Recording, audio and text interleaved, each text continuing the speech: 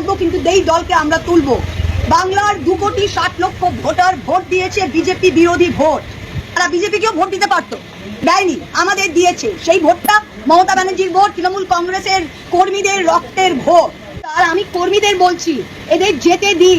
এই দলটা কোনো নেতা তৈরি করে, মমতা ব্যানার্জি তৈরি করেছে আর কর্মীরা তৈরি করেছে। সবার শিক্ষার মান তো এক হয় না, তো অনেকে নিজেরাই হয়তো কনস্টিটিউশন অফ ইন্ডিয়াটা কোনোদিন পড়েনি। আইনে কিন্তু এটা একদম সাদা এবং কালো। পাবলিক ডিম ছুটছে না, ডিমের দাম 6 টাকা না 7 টাকা। পাবলিক নিজের বাচ্চাকে ডিমের সেদ্ধ খাওয়াতে পারছে না, মিড ডে মিলে দুপুরে সপ্তাহে 2 দিন ডিম দিচ্ছে, পাবলিকের কাজ নেই, খেয়ে দে তৃণমূল নেতাদের ফেললো। 80টা এমএলএ মধ্যে এখন 60 জন না 65 জন বড় বড় কথা বলছে। এক মাস আগে আপনারা এই দলের প্রতীকে দাঁড়িয়েছিলেন। এত বুকের পাটা ছিল, তাহলে আকরুল জামানের কংগ্রেস, সাবিনা ইয়াসমিনের কংগ্রেস, ঋতব্রতর কংগ্রেস, ববি হাকিমের কংগ্রেস, অরূপ বিশ্বাসের কংগ্রেসে দাঁড়াননি কেন? দল থেকে হোয়াইটে 25 লাখ টাকা প্রত্যেকটা এমএলএ এর অ্যাকাউন্টে ঢুকেছে। এক্সপেন্ডিচারে সেই 25 লাখ টাকা খরচ করে তারা এমএলএ হয়েছে। আজকে এই কোটি কোটি টাকা আর ভয় কিসের? ভয় কিসের? আমাকেও ইডি সিবিআই গেছিল, আমার ভয় নেই। ভয় কিসের? ভয় হচ্ছে নিজের সম্পত্তি বাঁচাবো।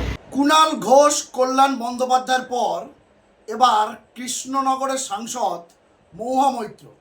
মমতা বন্দ্যোপাধ্যায়ের হাতে যে গুটি কয়েক বিশ্বস্ত সেনা রয়েছে, তার মধ্যেই মহুয়া মৈত্র একজন।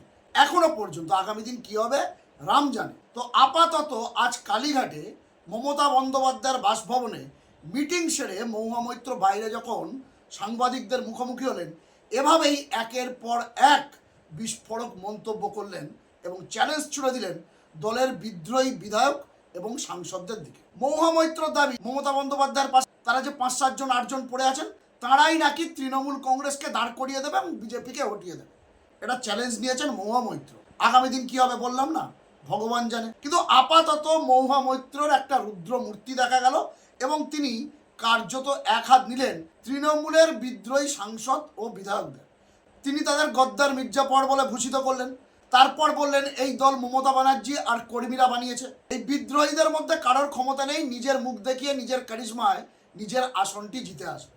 এলাকায় গেলে তাদেরকে কেউ পাত্তাও দেবে না। এবং মহুয়া মৈত্র আরেকটি চ্যালেঞ্জ নেন, যেটা গতকাল অভিষেক বন্দ্যোপাধ্যায় বলছিল, যে আইনের গেঁড়া কলে নাকি এই সাংসদদের পথ চলে যেতে পারে এবং সংবিধানের 10ম তফসিল ব্যাখ্যা করে মহুয়া মৈত্র সেটাই বোঝানোর চেষ্টা করলেন। কি হবে বললাম না, সেটা সময় বলবে।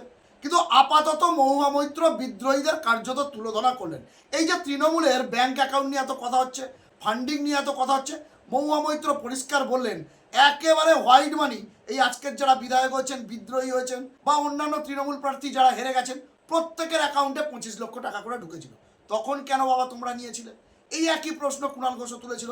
এদিন মহুয়া মৈত্র সেই প্রশ্ন তুললো, অর্থাৎ নৈতিকতার প্রশ্ন তুললো। এর পাশাপাশি ওই বলছিলাম পলিটিক্যাল এবং আইনগত দিকটিও তিনি তুলে ধরলেন বা ব্যাখ্যা করার চেষ্টা করলেন। তবে এই প্রতিবেদন করা পর্যন্ত মহুয়া মৈত্রের যে বিস্ফোরক মন্তব্য, তার প্রত্যুত্তরে কোনো প্রতিক্রিয়া বিদ্রোহী কোনো সাংসদ বা এমএলএদের থেকে আসেনি। যদি আসে পরবর্তী কোনো প্রতিবেদনে সেটাও আমি তুলে ধরবো।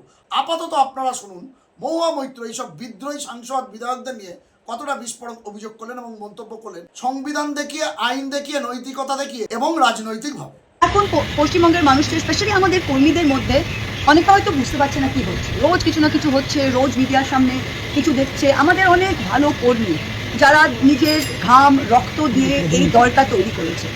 এই দলটা কোনো নেতা তৈরি করেনি, কেবল মমতা ব্যানার্জি তৈরি করেছে আর কর্মীরা তৈরি করেছে। তাই আজকে প্রত্যেকটা কর্মীদের উদ্দেশ্যে আমি বলছি, আর যে যেখানেই যাক না, জেলা পরিষদ যদি যায় যা, এমএলএ যায় যা, এমপি যায় যা, এরা প্রত্যেকে গাদ্দার। আমরা এদের বিরুদ্ধে দলত্যাগ বিরোধী আইন প্রয়োগ করব। কিন্তু জিনিসটা খুব সোজা। জিনিসটা কি, যে যদি আমি একজন সাংসদ, আমি একজন এমপি মহুয়া মৈত্র, আমি কৃষ্ণনগর লোকসভা কেন্দ্র থেকে তৃণমূল কংগ্রেসের টিকিটে জিতেছি। আমি 60,000 ভোটে জিতেছি এবং আমার মুখ থেকে কেউ ভোট দেয়, মমতা ব্যানার্জির মুখ থেকে ভোট দিয়েছে এবং আমি দলের প্রতীকে নির্বাচিত। প্রত্যেকটি সাংসদ, 28 জন সাংসদ, মনুদা মারা গিয়েছে, 28 জন সাংসদই যারা রয়েছে তারা তৃণমূল কংগ্রেসের নির্বাচিত সাংসদ। দে আর নট ইন্ডিপেন্ডেন্ট। আমাদের আসলে প্রবলেম কি, যে এটা দিদিমণিরও আমাদের আজকে বাধ্য হয়ে বলতে হচ্ছে, যে আমরা যখন অনেক এমপি, সবার শিক্ষার মান তো এক হয় না, তো অনেকে নিজেরাই হয়তো কনস্টিটিউশন অফ ইন্ডিয়াটা কোনোদিন পড়েনি। 3টে জিনিস দেখতে হবে। এক হচ্ছে আইন, আইনত দিক থেকে দেখতে হবে, 2 হচ্ছে নৈতিক দিক থেকে দেখতে হবে, আর 3 হচ্ছে রাজনৈতিক দিক থেকে দেখতে হবে। প্রথমে আমি আইনত দিক থেকে দেখি। আইনে কিন্তু এটা একদম সাদা এবং কালো। আইনটা কি? আইনটা কনস্টিটিউশন অফ আইনটা কনস্টিটিউশন অফ ইন্ডিয়া, দেশের সংবিধান, 10th শিডিউল। সবাই আপনারা এটাকে পরিষ্কারভাবে পড়তে পারবেন। 10th শিডিউলে 2টো ধারা আছে।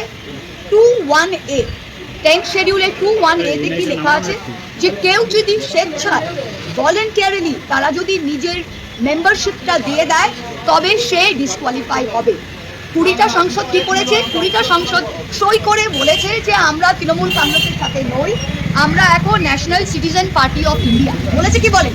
তার মানে ওরা স্বেচ্ছায় বলেছে, আমরা তো কাউকে বন্ধু দিতে বলেনি। তার মানে 10th শিডিউলে 21A তে এরা ডিসকোয়ালিফাই করেছে। সেকেন্ড কি? 10th শিডিউলের 4 নম্বর ধারায় কি লেখা আছে যে মার্জার, ওরা বলছে আমরা মার্জার করছি। মার্জার মানে একত্রিত হওয়া।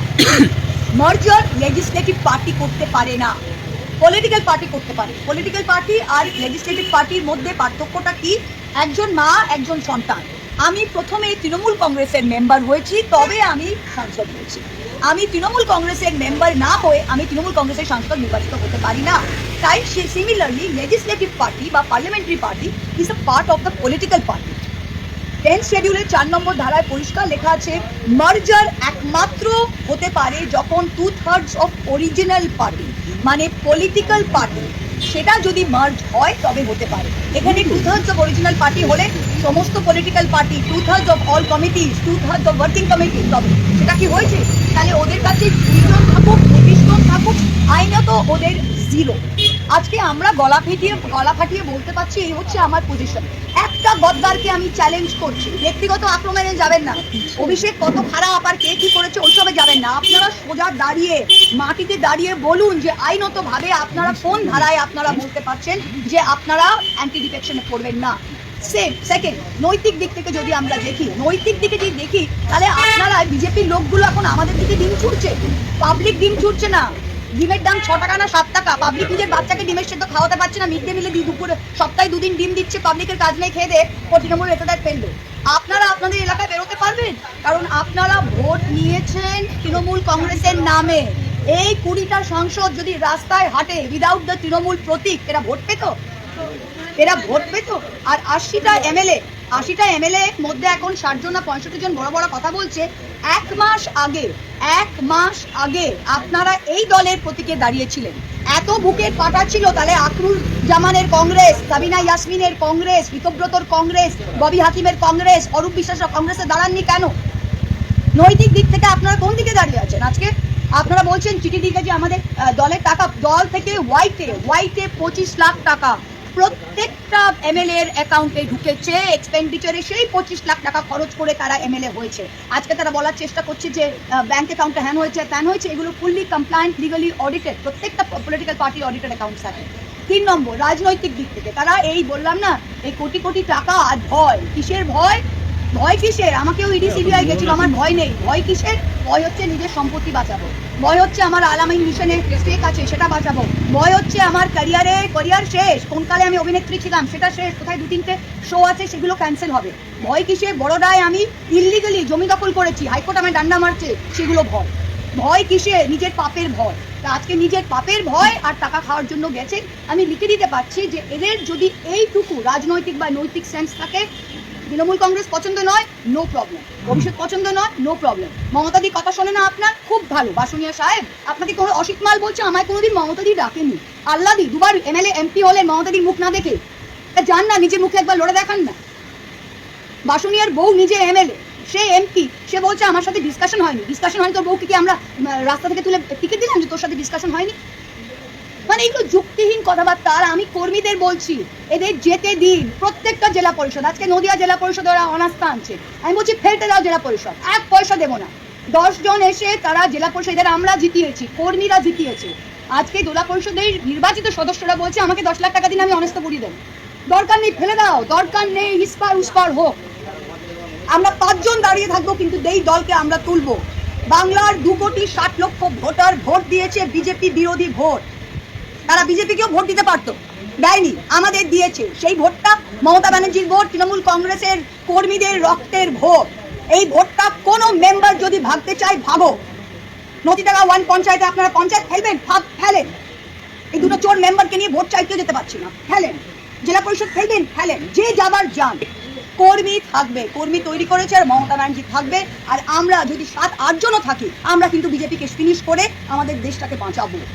আপনারা শুনলেন কৃষ্ণনগরের তৃণমূল সাংসদ মহুয়া মৈত্রর প্রেস কনফারেন্স, একেবারে আনকাট আনএডিটেড, যেখানে তিনি সাংসদ বিধায়কদের বিরুদ্ধে বিস্ফোরক অভিযোগ করলেন এবং চ্যালেঞ্জ দিলেন তারা যে 5-7 জন 8 জন পড়ে আছেন মমতা বন্দ্যোপাধ্যায়ের কাছে এখনো, তারাই নাকি তৃণমূল কংগ্রেসকে নতুন করে দাঁড় করাবে। দর্শক বন্ধুরা, এটা কি আদৌ সম্ভব? এখন তৃণমূলের মধ্যে যা পরিস্থিতি, আদৌ কি তৃণমূল উঠে দাঁড়াতে পারবে? মহুয়া মৈত্রর এই চ্যালেঞ্জ কি শুধুই ফাঁকা আওয়াজ কর্মীদের মোটিভেট করার জন্য, নাকি সত্যি তাদের মধ্যে অন্য কোনো পরিকল্পনা রয়েছে যেখান থেকে তারা তৃণমূল কংগ্রেসকে আগামী দিনে হয়তো সত্যি দাঁড় করাতে পারে? সেটা জানার বা দেখার জন্য আমাদের অপেক্ষা করতে হবে। এই প্রতিবেদন আপাতত এখানে শেষ করব। এক্ষেত্রে আপনাদের মূল্যবান মন্তব্য কমেন্ট বক্সে লিখতে ভুলবেন না।